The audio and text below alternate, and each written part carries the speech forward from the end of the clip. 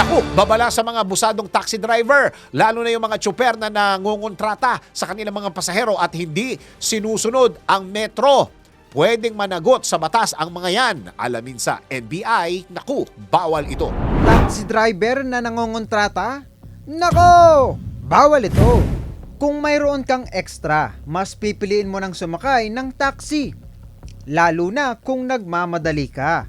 Ngunit nakapara ka na ba ng driver na ayaw gamitin ang metro? Bagkus, nagbibigay ito ng presyo? Nako! Mahigpit na ipinagbabawal yan ng Land Transportation Franchising and Regulatory Board o LTFRB. Hindi maaaring gawin ng sinumang driver ang labis na paniningil ng pamasahe sa kanilang mga pasahero.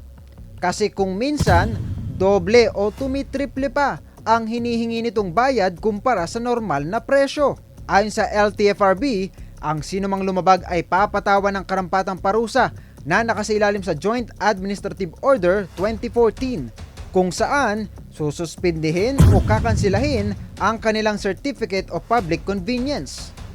Pagmumultahin din ng 5 hanggang 15,000 piso at 30 days na impoundment ng sasakyan para naman sa overcharging. Ayon sa LTFRB, kapag nabiktima ng overcharging, maaaring ipagbigay alam sa kanila ang mga ganitong pangyayari sa pamamagitan ng LTFRB 24/7 hotline 1342. Kaya naman manong, huwag maningil lang sobra-sobra. Lumaban ng patas kasi sa mga otoridad, siguradong lagot ka. Baka masabihan ka ng, nako, bawal ito.